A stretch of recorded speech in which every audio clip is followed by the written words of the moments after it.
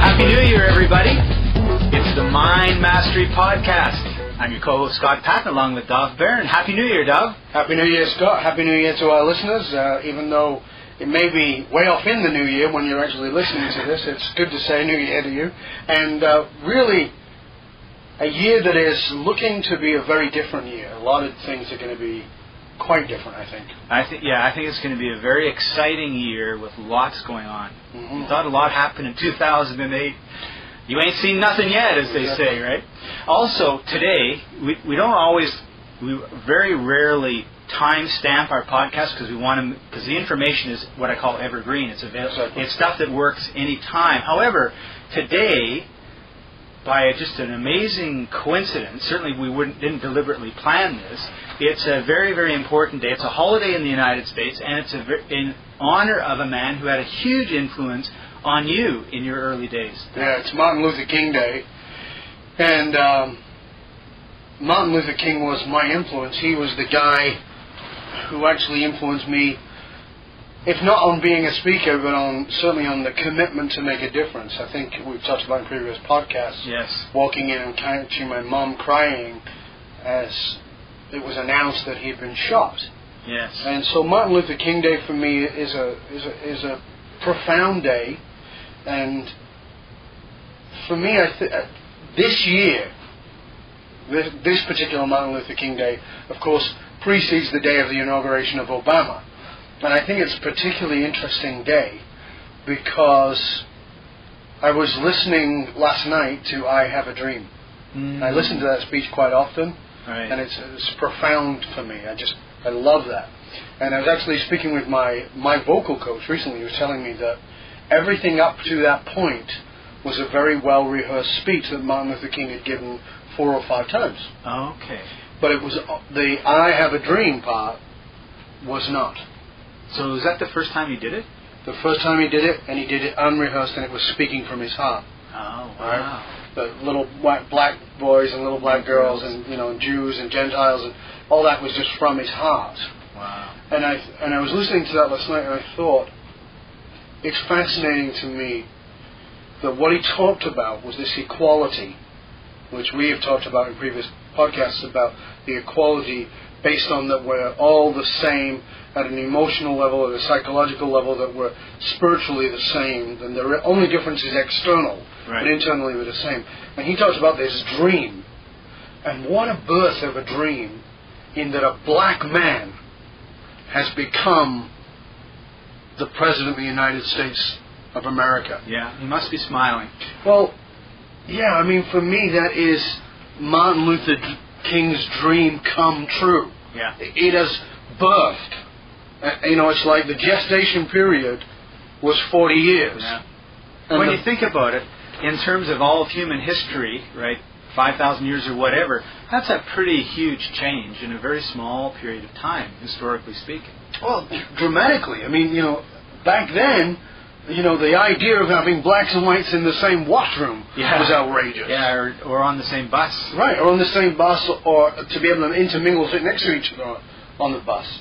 And now here is a man, a great charisma, who is fulfilling, in my mind at least, Martin Luther King's dream. Yeah. And I know that they're doing a lot of that comparison and all the rest of it, but I don't know. In my fantasy, Martin Luther King is shaking Obama's hand and saying, "This is the fulfillment of a dream, not for black men, not for white men, not for but for equality, for that all men are created equal." I don't know if you've seen the movie Milk with what's his name?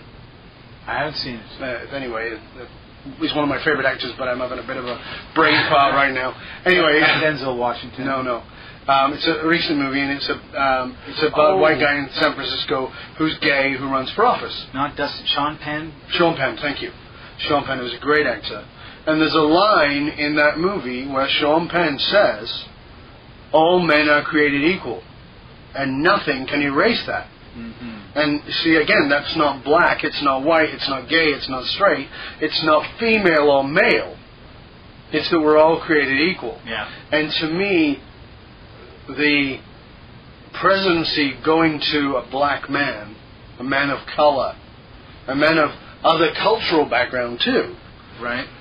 You know, because his father is from Africa, he's from Kenya, and he lived in Indonesia as a child. I mean, this is a man who got more going on than having grown up in a small Midwest town and never having a global experience. Right. He had a huge global experience. Huge global experience. So, for me, it's that fulfillment of that dream of equality.